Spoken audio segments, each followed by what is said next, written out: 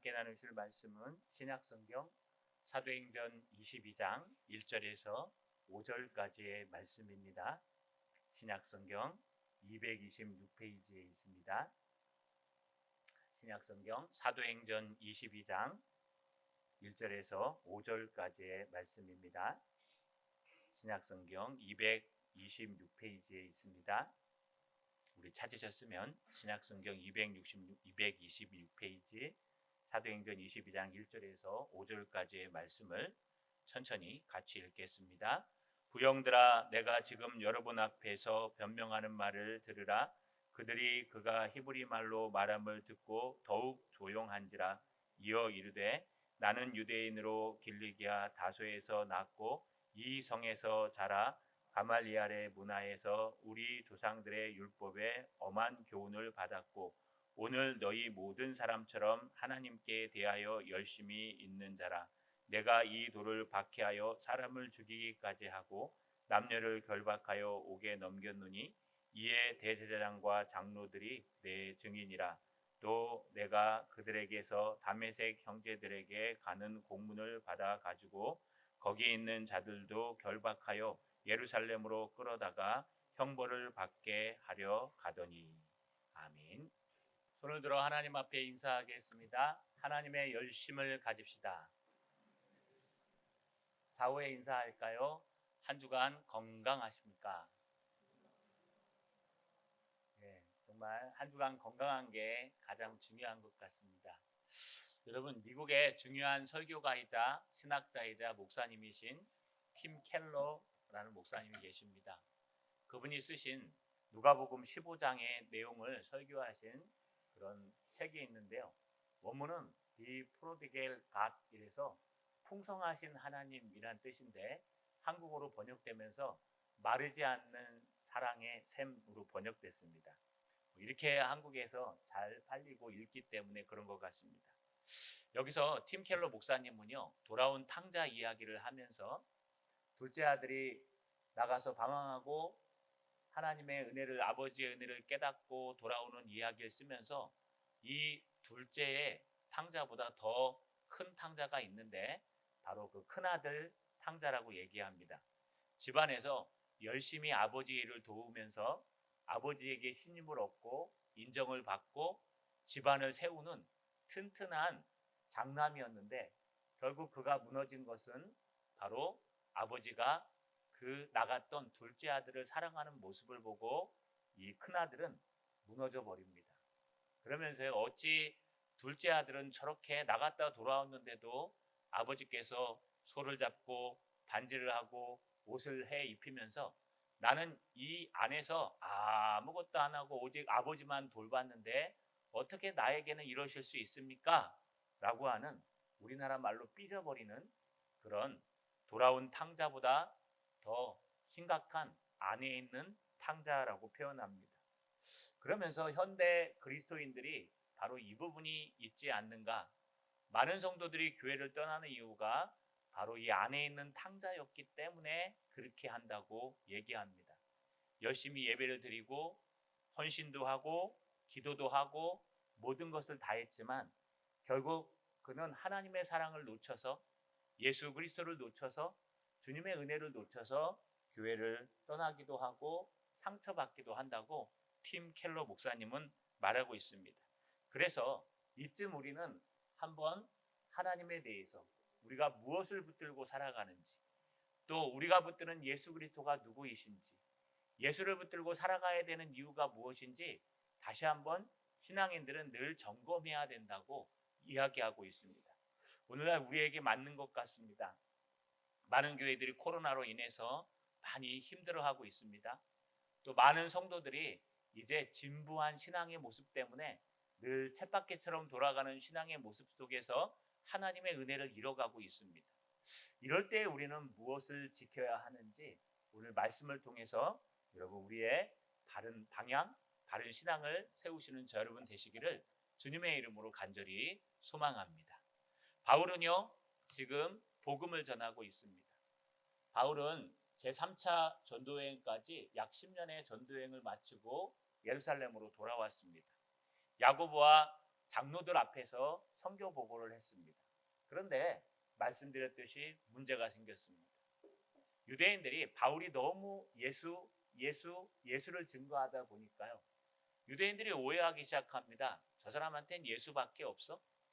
율법도 무시하고 성전의 예법도 무시하고 또 우리의 전통도 무시하고 오직 예수만 증거하니 저 사람은 이단이 맞아 라고 하면서 공격하기 시작했습니다. 교회에서는요, 그것을 무마시키기 위해서 바울에게 나시린의 규례를 지키라고 말씀하셨습니다. 바울은 자기의 성향에 차지 않지만 교회의 지시에 따라서 나시린의 규례를 지켰습니다. 그런데 문제가 생겼습니다. 이때가 6월절이라 6월절에 몰려든 사람 중에서 에베소에서 바울을 봤던 사람이 있는데 바울의 옆에 따라다니는 청년이 하나 있었는데 이방인인데 드로비모입니다. 이 드로비모가 지금 나시린의 규례를 지키러 들어간 바울의 옆에 서 있는 것을 누군가가 본 겁니다. 착시라고 얘기하죠. 여러분, 그래서 난리가 났습니다. 어떻게 이방인이 들어가지 못하는 유대인의 뜰에 들어갈 수 있는가? 이건 성전 모독이다. 바울을 끌어내려서 실컷 두들겨 패고 바울을 죽이려고 달려들었습니다. 그때 글라우디오 루시아라는 천부장이 안토니오 성에서 나와서 바울을 잡아다가 착고에 채우고 안토니오 성으로 들어가고 있을 때 바울이 헬라어로 얘기하면서 정중하게 내가 얘기해도 되겠느냐라고 얘기하고 허락을 받아서 지금 그 올라가는 계단에서 이야기를 하는 것이 오늘 본문의 배경입니다. 바로 그때 이 천부장이 허락해 줍니다. 바울은요, 뒤로 돌아서서 그 계단에서 자기를 때렸던 유대 백성들을 향해서 이제 설교하기 시작합니다. 오늘 본문에 보시면 신기한 일이 하나 등장합니다. 2절을 먼저 보시면 그가 히브리 말로 말함을 듣고 더욱 조용한지라.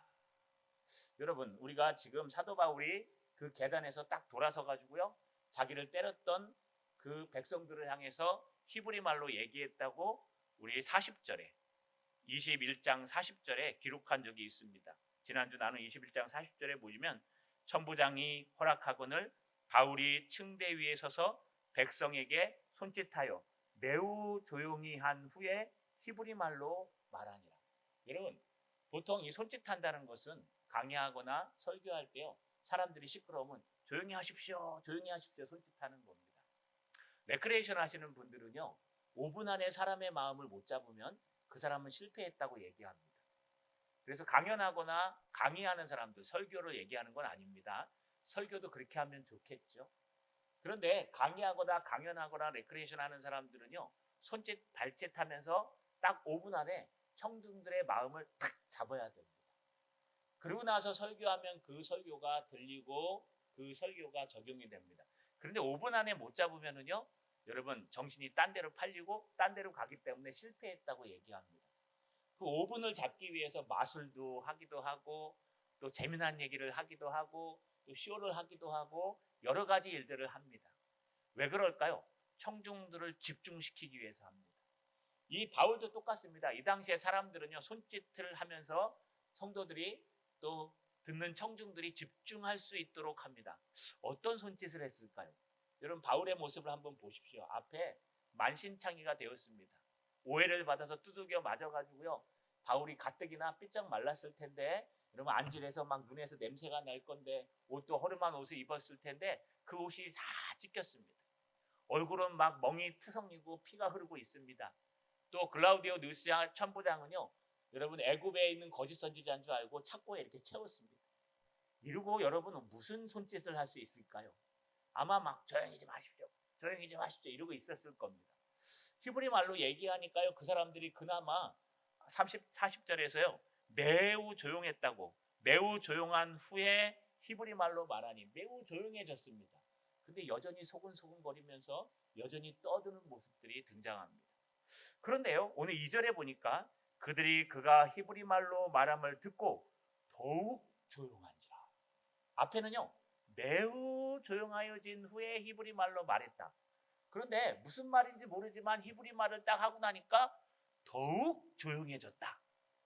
그러면 바울이 집중시키기 위해서 무엇인가 한마디를 했겠죠? 여러분 어떤 말을 했을까요? 제가 아는 강사님은요, 청소년 대상으로 하는데 이 청소년들이 말을 도저히 안 듣는답니다. 설교할 때. 그래가지고 죄송합니다. 강의 가가지고요 막 설교를 하려고 하는데 주말하기 이런 데 가서 설교하려고 하는데 청소년들이 뭐 듣습니까? 학생들이 재미가 있어야 듣죠. 막 떠드니까 거기다 대고 개 XX다 그리고 소리 졌대요. 개 XX는 상상에 맡기겠습니다. 여러분 마음속에. 여러분 욕을 갖다 확 해버리니까 애들이 놀래가지고 목사가 욕하니까요 뻥 해갖고 이게 무슨 말이지? 하면서 다 집중이 딱 되더래요. 그 다음부터 얘기하니까 애들이 막 빨려 들어와서 그때 은혜를 많이 받았답니다. 때로는 욕도 합니다. 여러분 근데 지금 사도 바울은 무슨 얘기를 했을까요? 21장 40절에 분명히 착고의 체험팔로 조용히 하시오 조용히 하시오 히브리 말로 얘기하니까 그들이 매우 조용해졌습니다. 앞에서 막 죽여라 소리 지르던 그들이 매우 조용해졌습니다. 그 다음에 2절에 보니까 그가 히브리 말로 말함을 듣고 더욱 조용해졌대요. 앞에 매우 조용해진 것도 대단한데 이제는 막 티끌 소리 안 나도록 더욱 조용해진 겁니다. 이거 여러분 감정법이라 굉장히 조용해진 겁니다. 도대체 무슨 말을 했기에 이렇게 조용해졌을까요? 그가 히브리어로 한 말이요 1절에 등장합니다. 부형들아 내가 지금 여러분 앞에서 변명하는 말을 들으라. 부형들아 지금 내가 여러분 앞에서 변명하는 말을 들으라. 여기 최고로 강조한 게 부형들합니다. 부형들. 이 한마디 이 호칭 하나가요 그들을 집중시키고 그들이 사도 바울의 말을 들을 수 있도록 가뜩이나 매우 조용했는데 더욱 조용하게 만드는 일을 했다는 겁니다. 그럼 이 부형들이 욕일까요? 욕이 아닙니다. 이 부형들이란 말은요 여러분 굉장히 극종친한 굉장히 친근한 말입니다. 안드레이스 아델포이가이 파테르. 안드레이스란 뜻은요 사람들이란 뜻이에요. 그 다음에 아델로이라고 얘기하는 것은요 형제들이란 뜻이에요. 가이 앤드 그리고 파테르란 뜻은 아버지란 뜻이에요. 이걸 그냥 원문 그대로 번역하면요 사람들이요 형제들이요 그리고 아버지들이요 이런 뜻이에요. 이게 뭐라고요? 여러분 이거 뭐 중요합니까? 사람들이요 형제들이요 아버지들이요 좀 조용히 하십시오. 그리고 내가 지금부터 여러분에게 변명하는 말을 들으십시오. 이 들으란 말이 그 조용히 시킨 게 아닙니다. 이 호칭 한마디가 사람들을 조용히 시킵니다. 여러분 이 호칭 속에 뭐가 들어있을까요? 이 아델스라는 말은 뭐냐면 사람들이요 라는 뜻인데 여러분 먼저 우리 부형들이요를 따지면 이렇습니다. 파테르 부형들 아버지들이요 라는 뜻은 아버지만을 얘기하는 게 아니라 호칭으로 사용할 때는 어머니까지 얘기합니다. 부모님들이요 다시 말해서 나의 부모님들이요 이런 뜻입니다. 그 다음에 두 번째 아델로이란 뜻은 뭐냐 형제들인데요 이건 형제와 자매를 포함합니다. 나의 형제들이요 라는 뜻입니다. 여러분 그 다음에 여기 안데레스입니다. 안데레스란 뜻은 뭐냐 하면 사람들이요 이건 자녀를 얘기할 때 씁니다. 그래서 이 말은 뭐냐 나의 부모님들이요 나의 형제자매들이요 나의 자녀들이요 내가 지금부터 얘기하는 이 말에 좀 귀를 기울여 주십시오 라고 했습니다. 이 한마디가요 이 사람들의 모든 시끄러움을 집중시켰습니다. 그것도 헬라어가 아니라 히브리 말로 지금 사도 바울은 그들을 아주 친근한 정말 가족들만 사용할 수 있는 친근한 모습으로 부른 것을 볼 수가 있습니다. 여러분 이 한마디가요 사람들을 집중시켰습니다. 왜 집중했을까요? 지금 내가 저 사람이 저 외국에서 와가지고 선교사로 갔다가 돌아왔는데 하는 짓거리를 보니까 하나님의 율법서도 무시합니다. 모세의 율법도 히브리 말로 쓰여 있습니다. 또 성전의 모든 기강도 무시해버립니다. 드로비모라는 이방 청년을 유대인의 뜰로 데리고 들어갔습니다. 또 저가 하는 짓을 보니까 다른 거 다 필요 없고 예수만 믿으면 된다 하니 우리의 모든 예식도 다 무시해버렸습니다. 그러니 저 사람은 신세대긴 신세대인데 이단이고 잘못된 사람이라 선동해서 두들겨 팼습니다. 막 죽어라 하면서 팼는데 간신히 천부장이 와서 끌고 올라가는데 갑자기 뒤로 딱 돌아서더니 우리랑 똑같이 히브리 말로 이런 영어를 하다 한국말로 뭐라 그러냐 나의 부모님들이요 나의 형제 자매들이여, 나의 자녀들이여, 내 말 좀 들어보이소 라고 얘기하는 겁니다. 그 말을 듣고요, 이 한마디에 모든 사람들이 집중하고 조용해지는 것을 볼 수 있습니다. 여러분, 이 말은 아주 오래전에 사도 바울이 들었던 말입니다. 스테반이 사도 바울을 중심으로 해서, 그땐 사울이었습니다. 사울을 중심으로 해서 하나님의 백성들, 그리스도인들을 핍박할 때 스데반이 그들을 향해서 뭐라고 설교했냐? 사도행전 7장 2절에 보시면 스데반이 이르되 여러분 부형들이여 들으소서 라고 하면서 설교를 시작합니다. 똑같은 단어로. 여러분 부형들이여 들으소서. 나의 어머니 아버지들이여, 나의 형제 자매들이여 들으소서 그랬고, 여러분 여기 사도 바울이 얘기한 것은 부형들아라고 얘기하면서 자녀까지도 포함합니다. 무슨 뜻일까요? 나를 때리고 핍박하고 공격하는 그들을 향해서 사도 바울과 스데반은요, 마음을 열고 그 상황을 극복하는 정도가 아니라 복음을 위해서 그들을 용서하고 사랑하는 마음으로 나의 형제들아, 나의 부모님들아, 나의 자녀들아, 내 말을 제발 좀 들어다오 라고 하면서, 제가 아까 읽은 건 헬라어입니다. 히브리어로 얘기했다는 뜻입니다. 여러분, 이렇게 말 한마디가 천냥빛을 갚는다고 얘기합니다. 천냥이라는 것은 지금으로 얘기하면 집 2채 가격 정도 됩니다. 창원에서.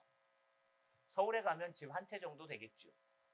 여러분, 말 한마디가 천냥빛을 갚는다라고 하는 말은요, 굉장히 소중한 말입니다. 우리가 상황에 알맞는 말은 잘 박힌 목과 같다고 잠언에는 얘기합니다. 우리의 한마디가요, 천냥빛을 갚기도 하고 청냥빛을 지기도 합니다. 우리의 한마디가요, 여러분 사람의 마음을 녹이기도 하고 사람에게 상처를 주어서 다시는 만나기 싫은 사람으로 만들기도 합니다. 여러분, 이 한마디가 얼마나 소중할까요? 그런데 사도 바울은 바로 이 한마디가 부형들아였습니다. 이 부형들아라고 부를 수 있습니까? 어느 날 갑자기 여러분이 오해를 받았습니다. 나는 전혀 한 일도 아닌데 내가 도둑놈이래요. 그러면서 사람들이 몰려와서 막 손가락질을 하는 거예요. 자, 이 사람이 훔치는 걸 봤어요. 누가 훔쳤는데, 누가 봤는데 아무도 없어요. 그런데 이 사람이 훔치는 걸 봤다고 막 욕을 해요. 그럼 여러분 막 공지에 몰려요. 그런데 CCTV 보니까 전혀 훔친 게 없어요. 그럼 얼마나 화가 나겠습니까? 누가 그랬어? 누가 처음에 얘기했어? 그 사람 찾아가지고 고소하겠죠? 이게 우리 인간의 모습이에요. 그런데 사도 바울은 그러기는커녕 거꾸로 그들을 향해서 나의 형제 자매들이요, 제발 그러지 마십시오. 사람 실수할 수 있습니다 라고 하면서 복음을 전하는 모습을 우리가 잘 볼 수 있습니다. 사도 바울이 어떻게 이렇게 가능할까요? 사도 바울이 인품이 좋아서요? 절대 그렇지 않습니다. 이제 뒤에 보시면 알겠지만 사도 바울은요, 죄인 중에 괴수입니다. 사도 바울은 그 인품이 좋은 바나바와 제2차 전도행을 떠날 때 마가 요한을 데려가냐 안 데려가냐를 놓고 흥실나게 싸웠습니다. 욕을 하면서 소리를 지르면서 치고받았다는 내용은 안 들어갔지만 엄청나게 싸웠다 그래요. 심지어 사도 바울은요, 하나님의 말씀대로 살아갈 때 어렵고 힘든 일이 있을 때마다 열심을 냈지만 그 성격이 이렇게 좋은 성격은 아니었습니다. 성경을 볼 때. 그의 문체를 보면요, 아주 단호하고 강압적입니다. 그래서 문체를 분석하는 성격 분석가들이요, 사도 바울의 성품을 어떻게 표현하냐, 아주 강건하고 단호하고 바늘로 찔러도 피 하나 안 날 그런 냉철한 인간이라고. 요즘 여러분 ISTJ 뭐 이런 거 아시죠? 그래서 사도 바울은 ISTJ라고 얘기합니다. 한 번 걸렸다면 죽은 거예요. 그 사람은 한 번 걸리면 죽는 거예요. 이게 최고로 안 좋은 성격은 아니고 무서운 성격입니다. 한 번 나한테 찢기면 너는 끝까지 죽어. 이게 사도 바울의 성품이에요. 그런데도 불구하고 사도 바울이 그런 성품을 극복하고 자기를 때린 그 사람들을 향해서 마치 스데반 때 자기가 그들을 주도했던 것처럼 스데반이랑 똑같은 단어를 쓰면서 나의 부형들아, 나의 형제 자매들아, 나의 자녀들아, 나의 어머니 아버님들아, 내 말을 제발 들어보십시오 라고 극복하고 얘기할 수 있다는 것은, 여러분, 그는 사명으로 상황을 극복할 뿐만 아니라 사명으로 형제를 용서하고 사랑할 수 있는 힘까지 얻었다는 단어입니다. 그래서 이 한 단어가요, 이 한 문장이요, 그 시끄러웠던 자신을 향해 때리고 폭력질하고 욕을 했던 그 선동하는 사람들의 마음을 확 누그러뜨렸다는 뜻입니다. 여러분은 하나님이 주신 언어를 어떻게 사용하고 계십니까? 여러분들은 한마디 한마디 이야기할 때마다 생각을 하십니까? 아니면 입이 먼저 나가고 나중에 생각하십니까? 우리는요, 한마디가 얼마나 소중한지 기억하셔야 됩니다. 귀가 왜 두 개일까요? 왜 코는 두 개일까요? 눈은 왜 두 개일까요? 그런데 입은 하나예요. 귀로는요, 소리만 들어요. 귀로 다른 거 하는 거 보셨습니까? 이 귀를 왜 만들었는지 모르겠어요. 머리 감을 때마다 이 물이 들어가가지고 죽겠습니다. 이 물 들어가면 막 이래야 되잖아요. 저는 유난히 이게 잘 안 빠져요. 막 수영할 때도 그렇고. 그래서 귀를 차라리 만들지 말고 코만 만들었더라면 얼마나 좋았을까? 그러면 귀 없으면 어떻게 될까요? 못 듣겠죠. 의사소통이 안 돼요. 근데 왜 귀는 이렇게 두 개 만들었을까? 이 불편한 걸 갖다 하나만 여기다 이렇게 딱 여기다 아니면 여기다 만들어 놓죠. 이렇게 딱 앞에다가 잘 들으라고. 옆에다가 딱 해갖고 저처럼 귀바퀴가 얇으면 잘 안 들려요. 가는 기 먹은 것처럼. 이 귀바퀴가 큰 사람들은 잘 듣겠죠.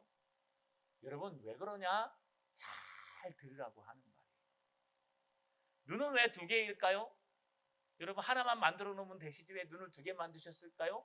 이 두 눈으로 열심히 잘 보라는 거예요. 코는 왜 하나인데 콧구멍은 두 개일까요? 콧구멍. 이거 존칭 뭐 그런 거 없습니다. 콧구멍은 왜 두 개일까요? 냄새를 잘 맡으라는 거예요. 그런데 왜 입은 하나일까요, 여러분? 입은 하나인데도 성경대로 얘기하면요, 입은 하나인데 하는 일이 많아요. 떠들어야 되죠, 먹어야 되죠, 마셔야 되지요. 이 입은요 하나인데도 하는 일이 너무너무 많아요. 요즘 들어 저희 애완견을 키우는데 뽀뽀하기 바쁩니다. 막 이놈저놈 와서 뽀뽀하니까요. 뭐 한 사람 감기 들리면 다 같이 들리고 얼마나 이쁜지 하는 짓이 얼마나 이쁜지 이게 위로가 돼요. 그런데 서로 뽀뽀하는 거예요. 너 어디 뽀뽀했어? 모가지. 나는 다리. 하고. 여러분 입으로는 뽀뽀도 할 수 있어요. 그러니 이 입이 하나인데 입으로 하는 일은 너무 많아요. 왜 하나님은 입은 하나 만들어 놓으시고 다른 것은 두 개씩 만들어 놓으셨을까요? 여러분 잠언에 보시면요 뭐라고 얘기해요? 많이 듣고 말하기는 적게 하라. 말을 많이 하지 말라는 겁니다. 말을 많이 하지 말라는 얘기는 아예 말하지 마 이런 뜻이 아니에요. 그럼 대화를 어떻게 합니까? 말을 할 때는 많이 들은 것보다 조금 얘기하라고요. 많이 본 것보다 조금만 얘기하라고요. 나는 두 귀로 들어갔고 요만큼 들었는데 입은 하나인데 거기 한 4배를 얘기해요 사람들은. 근데 그건 잘못된 겁니다. 신앙에서는요 많이 듣고 적게 얘기하는 거예요. 이게 참된 신앙의 모습입니다. 얘기할 때 어떻게 하라고요? 많이 듣고 적게 얘기하는데 양만을 얘기하는 게 아니라 은혜를 얘기하는 겁니다. 어떻게 해요? 우리가 많이 듣고 얘기할 때 신중하게 들은 것만큼 생각해서 판단해서 너희가 한 단어 한 단어를 쓰더라도 얘기하라는 거예요. 저희 할머니 얘기를 늘 합니다. 권사님이셨는데 지금 돌아가셨어요. 저희 할머니 인품이 참 좋으십니다. 무당이랑도 친했을 정도니까요. 권사님이. 근데 어느 날요. 그 시댁에 놀러 왔던 여기 살다가 서울로 이사 갔던 그 할머니 한 분이요. 뭐 딸네 집에 가 있다가 작은 며느리 집으로 온 거예요. 왔다가 2주인가 3주 만에 가는 겁니다. 여러분 벌써 가십니까가 맞아요? 이제 가십니까가 맞아요? 벌써 가십니까? 그래야 되죠. 빈말이라도.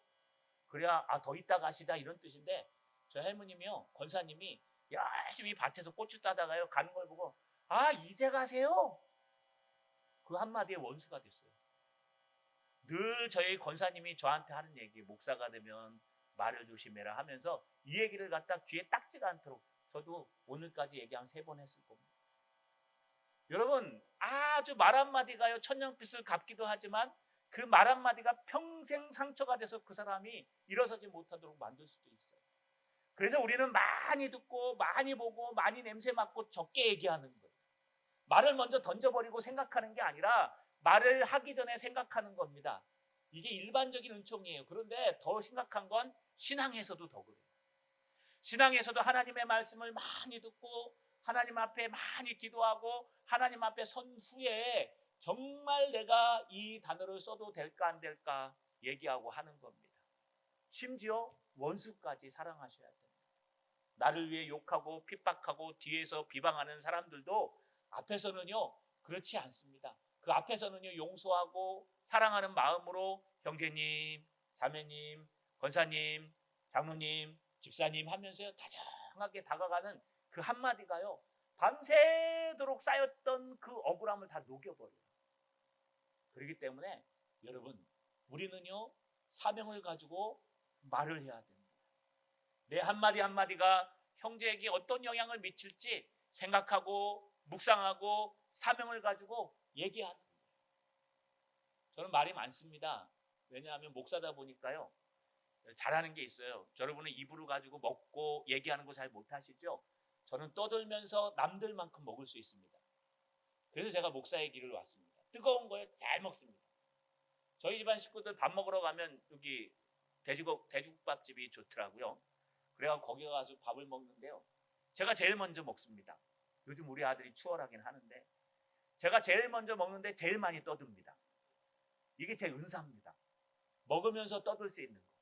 그러다 보니까 내가 말한 걸 잊어버릴 때가 있어요. 내가 분명히 이런 얘기를 해놓고 좀 지나고 나면 요즘 까먹어요. 왜냐하면 입이 시키는 대로 떠들어서 그래요. 어느 해부턴가 친구 목사들을 만나면 여러분 목사들은 이게 은사거든요. 다 잘 떠들어요. 그래서 앉아있으면 시끄러워요. 말 잘하는 사람이 이 기가 센 사람들. 주로 목회를 이렇게 잘하는 사람들이 말을 많이 안 하고요. 목회를 갖다 희끄머리 하시는 분들이 말을 잘해요. 그래가지고 말하는 거랑 이 목회랑은 다른 거구나 하는 걸 많이 깨닫습니다. 그래서 앉아있으면 막 그냥 막 서로 떠들어요. 너 다음에 막 끝나기도 전에 치고 들어와서 막 얘기하고 그 다음에 치고 들어와서 얘기하고 언제 있으면 막 서로 논쟁하고 싸우다가 또 화해했다가 밥 먹고 나갔다가 막 시끄러 죽겠어요. 거기서 제가 한마디 했습니다. 옛날에. 그런데 요즘은요 귀를 많이 기울여 보자. 들을 말이 있을 거야 하고 입을 딱 닫았습니다. 닫고 한번 얘기해봐라. 그리고 얘기하니까 올 때까지 한마디도 못하고 올 때가 있는데 감사한 건요 내가 안 떠들어도 대화가 되는구나. 내가 조용히 있어도 소통이 되는구나. 나는 필요할 때 한마디 하는 게 아주 중요한 거다. 그래서 제가 배운 게 하나 있어요. 그래? 정말? 잘했네. 할렐루야. 아멘. 이걸 뭐라 그래요? 리액션. 성도는요 리액션 잘하면 돼요. 성도는요 고개를 딱 빼십시오. 이렇게 뒤에서 이렇게 하면 건방져요. 이거 안 돼요. 고개를 약간 45도 앞으로 빼세요. 이렇게 딱 눈을 집중하고 손을 딱 들고 손을 위에 얹으세요. 그러고 나서 좋은 말 하면 그래? 정말로? 할렐루야. 아멘. 이러니까요 말 잘하는 줄 알고 지네들끼리 신나게 떠들어요. 나는 거기서 정보를 얻고 내 얘기는 하나도 안 하고 우리 교회 얘기도 안 하고 그냥 이따가 오는 거예요. 그런데 은혜가 돼요. 많이 들으니까. 소통 잘 됩니다. 둘이 있을 때는 안 되는 줄 알았어요. 저는 좀 그런 강박이 있거든요. 사람이 이렇게 조용하고 정막이 흐르면은 뭔가 좀 힘든 거 사람들 다 있지 않습니까? 전 특별히 그런 게 있었습니다. 그런데 어느 날부터인가 내가 떠들지 않아도 재밌더라고요. 내가 얘기하지 않아도 상대방이 막 떠드는 거 들어만 주는 것도 얼마나 행복한지 몰라요. 여러분 그러다 보니까 말의 실수가 줄어들고 그러다 보니까 은혜로운 얘기만 하게 되고 그러다 보니까 사람들이 더 많이 생길 수 있어요. 자, 여러분 우리 조금만 얘기합시다. 꼭 필요한 얘기만 한번 해봅시다. 입술을 이어 닫고 많이 들어주세요. 많이 봐주세요. 코로 많이 냄새 맡아주세요. 손뼉 2개잖아요. 칠하고 있는 거예요. 서서 그래? 하면서 듣는 거예요. 그리고 한마디 던질 때마다 은혜로운 말, 한마디 던질 때마다 사람을 살리는 말을 하시는 여러분 사명이 여러분 단어를 결정하시는 저 여러분 되시기를 주님의 이름으로 간절히 소망합니다. 사도 바울이 이렇게 조용해지자마자 여러분 사람들이 조용해지자마자 사도 바울이 이제 변론하기 시작합니다. 사도 바울의 변론은 기가 막힙니다. 너희들이 나를 때리고 패고 오해할 만해. 왜냐? 나는 너희보다 더 대단한 사람이었어. 사도 바울은 지금 자신을 두들겨 팼던 그 사람들을 향해서 부형들아 부를 뿐만 아니라 사도 바울이 그들을 부형들아 부를 수 있었던 이해할 수 있었던 이유들을 설명하기 시작합니다. 나는 너희보다 더 막강한 인간이었어. 대표적인 게 뭘까요? 그의 스펙들을 기록하기 시작합니다. 3절 상반절에 보니까 나는 유대인으로, 난 유대인이라는 거예요. 유대인 중에 유대인이다. 앞에도 여러분 헬라어로 글라우디오 루시아라는 천부장에게 천부장님 내가 할 말이 있으면 난 유대인입니다 라고 얘기했죠. 똑같은 단어입니다. 사도 바울은 유대인이었습니다. 두 번째 사도 바울의 스펙은 길리기아 다소에서 태어났습니다. 3절 중반절에 보니까 길리기아 다소에서 났고, 말씀드렸죠. 길리기아 다소는요 여러분 굉장히 큰 도시였습니다. 예루살렘보다 훨씬 더 큰 도시입니다. 길리기아 다소는요 문명의 중심지였습니다. 로마가 아시아를 점령하신 후에 길리기아 다소의 문명의 교통지를 만들었어요. 그래서 예루살렘 지금 이곳보다 훨씬 더 문명의 도시예요. 그렇기 때문에 길리기아 다소에서 났다는 것은 대단한 문명가였다는 뜻이에요. 우리가 잠깐 옆으로 세보면요, 길리기아 다소에서 났는데 로마 시민권을 가졌다는 얘기는 여러분 돈 주고 살 가능성이 많습니다. 그래서 아마 이 바울의 아버지가 어쩌면 로마인이었을지, 엄마는 유대인이고요. 그러면 유대인이기 때문에 여러분 그럴 수도 있고, 또 로마인이더라도 돈이 없으면 안 되는데 천막 있는 일을 해서 돈을 많이 번 것 같습니다. 이렇게 부자였습니다. 뿐만 아니라 그의 스펙을 보면요, 3절 중반절에 이 성에서 자라, 길리기아에서 났는데 내가 이 성으로 유학을 온 겁니다. 공부하러, 신앙에 대해서 유학을 와서 이 성 바로 예루살렘에서 자랐습니다. 3절 중반절에 보니까 가말리알 문화에서 우리 조상들의 율법에 엄한 교훈을 받았고, 심지어 예루살렘에 와서 희끄럽지 않은 곳에 있는 것이 아니라요, 가말리엘이라는 율법 학자 밑에서 공부했다는 뜻이에요. 여러분 가말리엘이 누구냐 하면은요, 우리들의 랍비라는 칭호를 받는 라반이라는 그런 칭호를 받는 랍비인데, 랍비 중에서도 라반이라는 칭호를 받는 사람들이 7명이 있었는데 그 중에 최고가 이 가말리엘이에요. 가말리엘 말고도 6명의 랍비들이, 라반이라는 랍비들이 있었는데 이 가말리엘은 그 중에 최고의 랍비예요. 이 랍비 밑에 들어가려면요, 이 출신이나 돈이 보통 있어서는 안 돼요. 모든 걸 전폐하고 이 가말리엘 문화 밑에 들어가서 율법을 배우는 거예요. 여기 엄하게 배웠다는 건 철저히 배웠다는 겁니다. 지금으로 얘기하면 뭐냐, 서울대학 간 거랑 똑같아요. 서울대학 법학과. 여러분 서울대학에서 가장 알아주는 과 중에 하나가 법학과입니다. 연세대학은 경영학과. 학교마다 강한 과들이 있는데, 왜냐하면 서울대학 법학과 나오신 분들이 대부분 정치를 합니다. 그렇기 때문에 여러분 이 서울대학 법학과 하면 굉장히 알아주지 않습니까? 들어가기도 문과에서는 힘들고, 마찬가지입니다. 가말리알 문화에 있다는 뜻은요, 여러분 이 유대에 있는 율법을 가리키는 학교 중에서도 가장 최고의 학교 중에서도 최고의 과에 들어갔다는 거예요. 그러니 사도 바울의 스펙이 온전하겠습니까? 지금 사도 바울을 때리는 사람들은요, 사도 바울에 비하면 아무것도 아닙니다. 심지어 사도 바울은 하나님에 대해서 뭐라고 얘기하냐? 3절 하반절에 오늘 너희 모든 사람처럼 하나님께 대하여 열심히 있는 자였다. 나는 스펙도 이 정도였지만 나는 하나님께 대해서 엄청난 열심이 있었어. 어느 정도 열심이었을까요? 그의 열심을 4절부터 나열합니다. 4절에 내가 이 돌을 박해하여 사람을 죽이기까지 하고 남녀를 결박하여 옥에 넘겼노니. 내가 얼마나 열심히 있느냐? 너희보다, 너희는 게임이 안 돼 나한테. 너희는 그저 유대인이라 예수 믿는 나를 핍박하고 이 도, 예수를 믿으면 구원을 받는다는 이 도를 따르는 사람들에게 핍박하고 오해하고 공격할 정도지, 나는 너보다 더 심했어.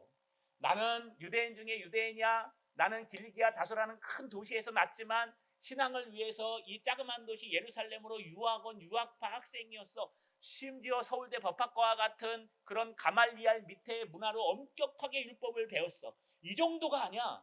그냥 공부만 한 게 아니라 나는 열심히 있었어. 어떤 정도 열심히 있냐? 내가 이 도를 따르는, 예수 믿는 나처럼 예수를 증거하는 이 도를 따르는 사람들을 내가 잡아 죽이기까지 하며 남녀를 결박하여 옥에 가두었다. 여러분 여기 아주 재미난 단어가 하나 등장합니다. 남녀를 결박했다고 되어 있는데 원문에는 그렇게 표현되어 있지 않아요. 여러분 남녀에 대해서 어떻게 표현되어 있냐 하면요, 남자와 여자까지도 이렇게 되어 있어요. 그래서 내가 이 도를 믿는 사람들을 죽이기까지 하고 남자를 잡아 결박할 뿐만 아니라 여자까지도 잡아다가 결박시켜서 옥에 넘겼어. 왜 그럴까요? 이 당시에는 가부장 제도이기 때문에 여자나 아이들이 실수한 거 웬만하면 봐줍니다. 그리고 오히려 남자들에게 책임을 물어야 돼. 부인이 잘못하면 남편이 혼나는 거예요. 이게 가부장제도예요. 여인의 힘으로는 집 하나 사지 못했어요. 그 정도로 가부장제도가 강했던 유대인들인데 여자까지도 넘겼다는 것은요, 철저하게 씨를 말렸다는 거예요. 그리고 역적들은 4대, 8대까지 씨를 말린다 그러잖아요. 자녀들을 다 자녀까지 죽이는 거잖아요. 똑같은 단어예요. 남자뿐만 아니라 여자까지도 내가 저 옥에 가뒀고 예수 믿는 것들에 대해서 씨를 말렸던 사람이야. 내가 예수 믿는 사람들을 이렇게까지 핍박했던 사람이야 라고 얘기합니다. 여러분 뿐만 아닙니다. 그는요 얼마나 대단했냐 하면 오늘 5절에 보시면 또 내가 그들에게서 다메섹 형제들에게 가는 공문을 받아가지고 거기에 있는 자들도 결박하여 예루살렘으로 끌어다가 형벌받게 하려고 가더니, 사도 바울이요 그냥 예루살렘 안에서만 있는 게 아니에요. 다메섹이라는 아주 멀리 떨어져 있는 약 일주일 거리 정도 되는 다메섹이라는 동네가 있었습니다.